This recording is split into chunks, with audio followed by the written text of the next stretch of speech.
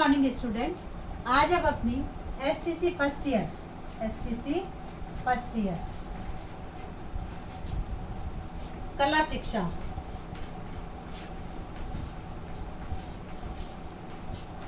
इसमें हमारी जो 4th यूनिट चल रही है प्रदर्शनकारी कलाएं। इकाई का नाम है प्रदर्शनकारी कलाएं। इसके अंतर्गत आज का हमारा प्रकरण है नाटक के विधाएं। नाटक की विधाएं यानी किस किस प्रकार से नाटक कर सकते हैं। जैसे नाटक कितने प्रकार के होते हैं? मंचीय नाटक,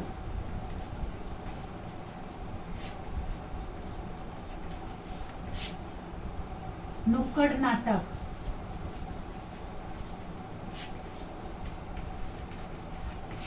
मंचीय नाटक, नुक्कड़ नाटक, एकांकी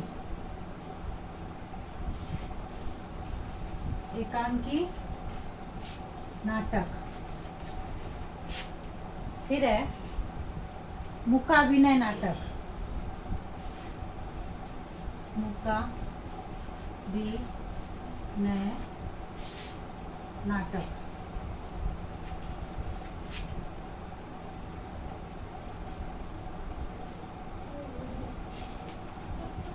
फिर है एकाभिनय,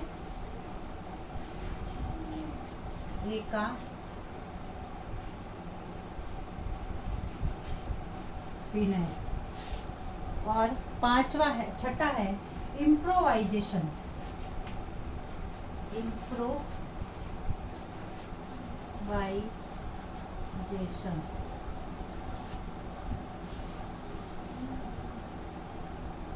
ये 6 प्रकार के नाटक होते हैं या नाटक करने की विधाएं होती हैं। अब मंचीय नाटक वह है जो मंच पर प्रस्तुत किए जाते हैं। आमतौर पर नाटक मंच पर ही खेले जाते हैं। नाटक करने के लिए मंच होना जरूरी है, जिसमें 3 ओर से दीवार होती है, परंतु एक तरफ से वो खुला रहता है। हमने देखा होगा कि जैसे रामलीला वगैरह होती है वह मंच पर प्रदर्शित की जाती है और मंच पर नाटक किया जाता है। उसमें 3 ओर दीवार होती है और एक तरफ से खुला होता है, जिसमें कि जो अभिनय करने वाले, जो नाटक करने वाले पात्र है वह उतरते हैं और चढ़ते हैं,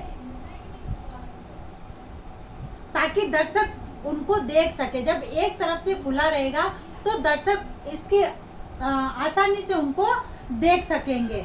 मंच पर हमेशा विंग्स होते हैं, जिसके माध्यम से नाटक करते समय प्रवेश और प्रस्थान किया जाता है।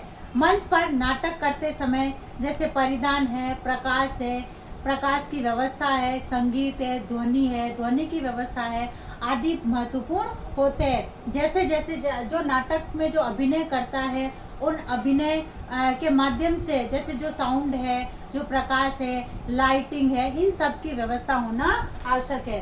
तभी मंचीय नाटक जो है वह रुचिपूर्ण और प्रभावकारी होता है। ध्वनि नियोजित करने के लिए जो पारंपरिक वाद्य यंत्र है, उन वाद्य यंत्रों को लेकर नाटक की आवश्यकता के अनुसार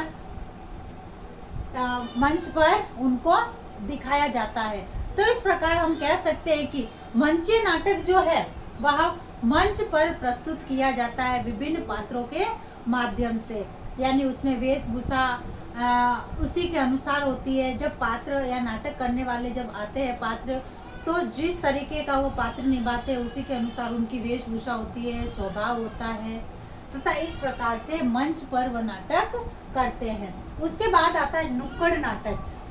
वर्तमान समय में नुक्कड़ नाटक बहुत देखे होंगे। नुक्कड़ नाटक नाम से ही प्रतीत होता है कि नुक्कड़ या चौराहे पर किए जाने वाले नाटक। ये नुक्कड़ नाटक की परंपरा समाज में नई नहीं है, बल्कि प्राचीन काल से जागरण, चेतना, मनोरंजन, घोषणा, गांव में मुनादी आदि के रूप में शुरू होकर निश्चित उद्देश्य के साथ अपने वर्तमान स्वरूप में विकसित हुई है।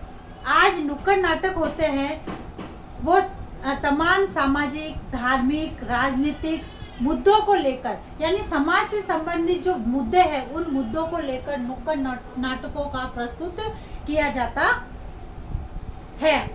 और रंगमंच के विकास से पूर्व समाज में कई सूचनाओं के प्रसार करने, नवाचार की परिस्थितियों को समाज से अवगत कराने, कभी कभी मनोरंजन का रूप देने के लिए नुक्कड़ नाटक का प्रचलन होता था और नुक्कड़ नाटक किए जाते थे। वर्तमान समय में भी हम देखते हैं कि कई बार ऐसी जगहों पर समाज को जागृत करने के लिए, समाज जैसे वर्तमान समय में कई ऐसी समस्याएं हैं जैसे पर्यावरण से संबंधित है, समाज से संबंधित है, कुरीतियों से संबंधित है, या अन्य जैसे अभी जो वनों की कटाई हो रही है उससे संबंधित समस्याओं को लेकर, पानी की जो कमी आ रही है उससे संबंधित समस्याओं को लेकर, हमारा जो पर्यावरण प्रदूषण हो रहा है उससे संबंधित समस्याओं को लेकर, या अभी वर्तमान में जो ये चल रही है कोविड-19, इनकी समस्याओं को लेकर नुक्कड़ नाटक प्रस्तुत किए जाते हैं और समाज को इनके माध्यम से जागरूक किया जाता है। उसके बाद आता है एकांकी नाटक। अब एकांकी नाटक एक अंक वाला नाटक होता है। एक पात्रों की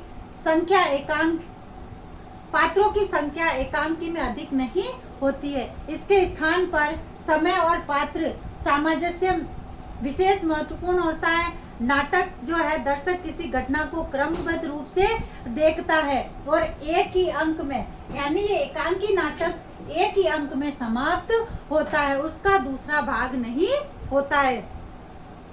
इसलिए उसमें एक पहलू की झलक मात्र होती है, अतः उसका आरंभ, विकास और अंत इस प्रकार से होता है कि वह पहलू उसमें चमत्कार के साथ प्रकट हो, यानी शुरू से लेके एंड तक उसमें एक व्यवस्थित रूप से जो नाटक के जो अंश होते हैं वह बने रहते हैं।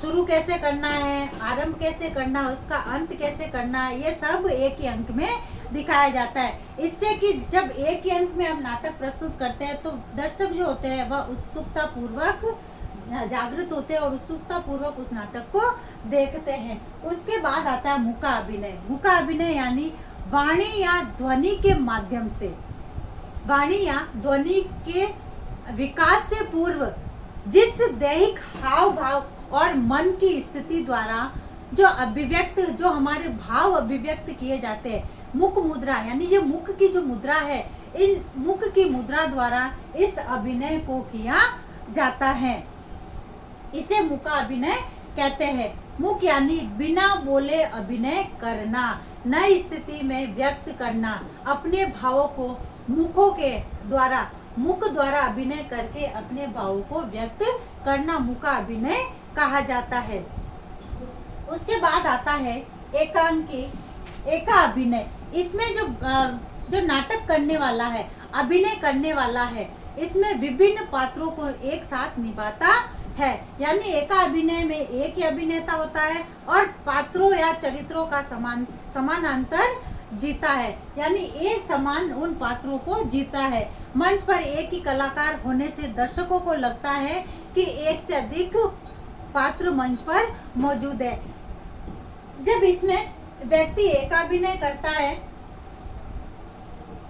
तो इस अभिनय के द्वारा वह विभिन्न प्रकार के अभिनय को निभाता है, जैसे वह लड़का भी बन जाता है, लड़की भी बन जाता है, और जो विभिन्न प्रकार के जो पात्र हैं उन पात्रों को बखूबी निभाता है। तो यानी एक व्यक्ति कई प्रकार के अभिनय करना एकाभिनय कहा जाता है। उसके बाद आता है इम्प्रोवाइजेशन।